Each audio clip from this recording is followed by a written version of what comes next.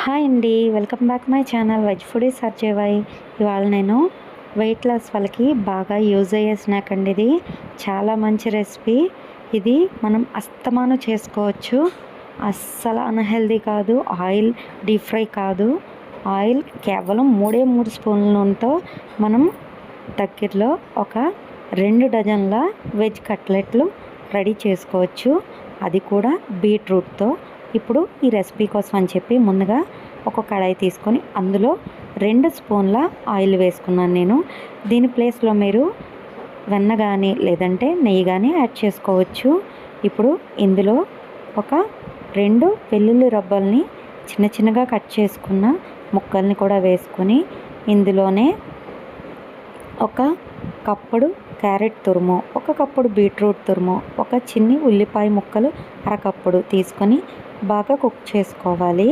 తర్వాత ఇందులోనే మనం ఉడకపెట్టుకున్న బంగాళదుంపలను కూడా తీసుకొని వాటిని కూడా బాగా మ్యాష్ చేసి అవి కూడా వేసుకొని మొత్తం అంతా మిక్స్ అయ్యే విధంగా బాగా కుక్ చేసుకోవాలి. ఇప్పుడు ఇందులోనే రాత్రంతా నానబెట్టిన తెల్ల బఠానీలు ఒక 5 విజిల్స్ రానిచ్చి వాటిని కూడా వేసుకొని బాగా కలుపుకొని తర్వాత ఇదిగోండి ఈ మ్యాషర్తో బాగా మ్యాష్ చేసుకోవాలి.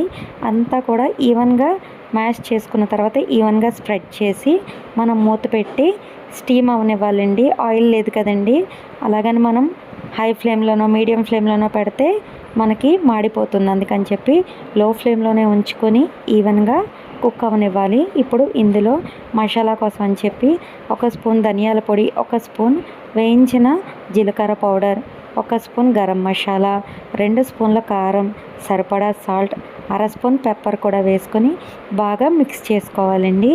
దీన్ని బాగా కలిపిన తర్వాత ఒక 5 మినిట్స్ మనం లో ఫ్లేమ్లోనే మూత పెట్టి కుక్ అవనిచ్చి తర్వాత మనం మూత తీసేసి బాగా కలుపుకొని ఒక చపాతీ ముద్దల అవే టైంలో మనం ఒక కప్పుడు శనగపిండిని యాడ్ చేసుకోవాలండి. ఈ శనగపిండిని యాడ్ చేసుకున్న తర్వాత పచ్చివాసన పోయే విధంగా మొత్తం అంతా కలుపుకొని మూత పెట్టి ఇంకొక 2 మినిట్స్ కుక్ అవనివ్వాలి. అంతేనండి. ఇదంతా కూడా బాగా దగ్గర పడింది కదండి. దీన్ని పక్కన పెట్టి చల్లారిన తర్వాత చేతికి వాటర్ని చేతిలో బాగా చెయ్యి అంతా తడుపుకొని ఇదిగోండి ఈ విధంగా తడుపుకున్న చేతితో మనం చిన్న చిన్న ముద్దలా చేసుకొని మీకు నచ్చిన షేప్లో కట్లెట్లా తయారు చేసుకోవాలండి. దీన్ని మనం ఇప్పుడు మనకి నచ్చిన షేప్లో కొంచెం మందంగా కాకుండా పలుచగానే చేసుకోవాలి. ఎందుకంటే మనం ఇందులో ఆయిల్ అనేది ఎక్కువ వాడలేదు కదా, టేస్ట్ అనేది బాగా రావడం కోసం అని చెప్పి కొంచెం పలుచగా ఒత్తుకొని వీటిని నచ్చిన షేప్లో చేసుకోవాలండి. వీటిని ఇప్పుడు మనం ఒక గిన్నెలో పెట్టుకొని ఒక 5 మినిట్స్ అలా వదిలేసి తర్వాత మనం నాన్ స్టిక్కీ ప్యాన్ ఉంటుంది కదండి, దాన్ని ఒక స్పూన్ నేను ఉల్లిపాయతో కొంచెం ఆయిల్ అనేది మొత్తం అంతా స్ప్రెడ్ చేశాను. ఇది 1 స్పూన్ కూడా ఆయిల్ అవ్వదండి, 1/2 స్పూనే అవుతుంది. ఇప్పుడు దీనిపైన ఈ కట్లెట్లన్నీ కూడా పెట్టుకొని కొంచెం చేత్తో ప్రెస్ చేసి అటు ఇటు కూడా ఫ్లిప్ చేసుకుంటూ కుక్ చేసుకోవాలండి. ఇదంతా మీడియం ఫ్లేమ్లోనే కుక్ చేశాను నేను. వీటన్నిటిని కూడా కుక్ చేసుకునేవి కలర్ చేంజ్ అయిన తర్వాత తీసి సర్వ్ చేయడమేనండి.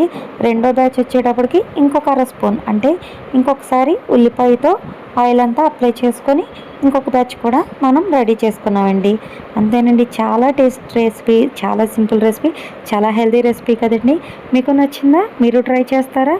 అయితే నా ఛానల్ ఎవరైనా కొత్తగా చూసినట్లయితే సబ్స్క్రైబ్ చేయండి, పక్కన ఉన్న బెల్ ఐకాన్ క్లిక్ చేయండి. మీ ఫ్రెండ్స్కి రిలేటివ్స్కి కూడా నా వీడియోస్ షేర్ చేయండి.